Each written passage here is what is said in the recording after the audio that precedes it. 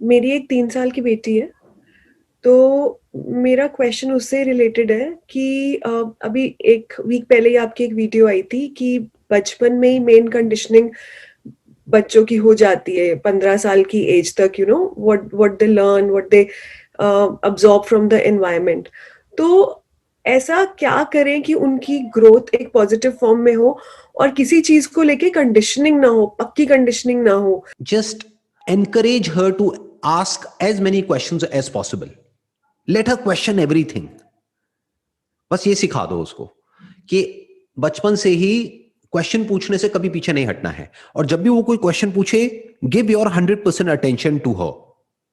Show genuine interest in her question, चाहे वो आपको मीनिंगफुल लगे या मीनिंगलेस लगे, चाहे इंटेलिजेंट क्वेश्चन लगे या फूलिश लगे, क्योंकि ये तो हमारा अपना पर्सपेक्टिव है जो हम बोलते हैं इंटेलिजेंट है, फूलिश है, जबकि बच्चों के क्वेश्चन एक्चुअल में इंटेलिजेंट होते हैं, क्योंकि वो कुछ भी पूछ लेते हैं. हमारे तो प्री कंसीव नोशंस होते हैं, जैसे ही कोई कुछ पूछता है एकदम से वहां से आंसर निकल करके आ जाता है, बट बच्चे किसी भी चीज को क्वेश्चन कर सकते हैं. So let her question anything and everything, जो भी उसके माइंड में आता है, और कभी भी उसके क्वेश्चन से भागना नहीं है. यानी कुछ भी पूछती है, अभी तो बहुत छोटी है आपकी जो डॉटर है, she is just 3 years old, but जैसे जैसे वो बड़ी होगी वो सब कुछ पूछेगी आपसे, एक एक चीज पूछेगी. तो जब भी वो पूछे तो आराम से बैठ करके एक एक चीज का जवाब दो, चाहे वो क्वेश्चन कितना भी अनकंफर्टेबल क्यों ना हो. और साथ साथ ये भी बताना है कि जो भी हम आपको समझा रहे हैं, that is coming from our own perspective, but you need to figure out कि what is the real answer. That is just a perspective. इसी क्वेश्चन को आप किसी और से पूछोगे तो हो सकता है आपको कोई और आंसर मिलेगा. तो वेरी गुड, मतलब जब भी वो क्वेश्चन पूछे तो अप्रिशिएट करो उसको.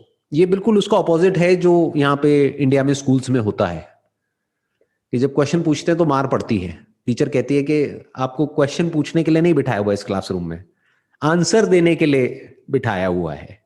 कायदे से क्या करना चाहिए कि टीचर को आंसर देना चाहिए, तभी उसको टीचर कहेंगे, तभी गुरु कहेंगे, और जो स्टूडेंट है उनको क्वेश्चन पूछना चाहिए. जबकि अगर देखा जाए तो हमारे एजुकेशन सिस्टम में इसका एग्जैक्ट अपोजिट होता है. टीचर क्वेश्चन पूछता है, या जो एजुकेशन सिस्टम है वो क्वेश्चन पूछता है बच्चों से, और बच्चों का काम है आंसर देना. इसको कंडीशनिंग बोलते हैं. So let her ask anything and everything. Let her put a question mark even on your strongest beliefs for that matter. जो भी आप कर रहे हो, मान लो घर में एक पूजा कर रहे हो, कोई दिवाली के टाइम पे या ऐसे करके कुछ भी, तो वो पूछेगी ये क्यों कर रहे हो, वो क्यों कर रहे हो. अगर आंसर नहीं है तो आंसर ढूंढो और उसको बताओ, और नहीं है तो हम्बली एक्सेप्ट करो कि बेटा मेरे को नहीं पता है, बट मैं पूरी कोशिश करूंगी तुम्हारे इस क्वेश्चन का आंसर देने के लिए. इससे ही एक रिलेटेड दूसरा क्वेश्चन है।